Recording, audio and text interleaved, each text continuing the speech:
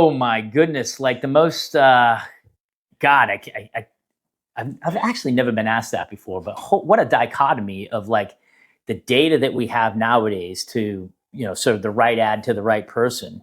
Back then it was like buying run of site or run of a channel, like the sports channel, the finance channel, the health channel, and maybe buying something called the keyword back then.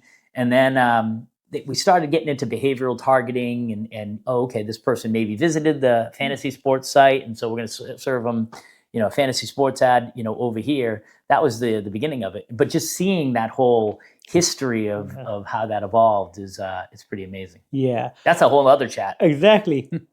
Just last question on that. Was it more simple because there was less information and less anomalies around?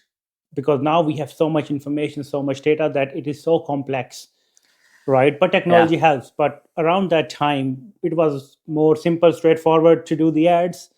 Maybe it was simple, but not better. Not better. So at that point, the internet was still an experimental budget. People were putting money into newspapers, TV, radio, Yeah. but they put a couple of bucks over here into internet advertising.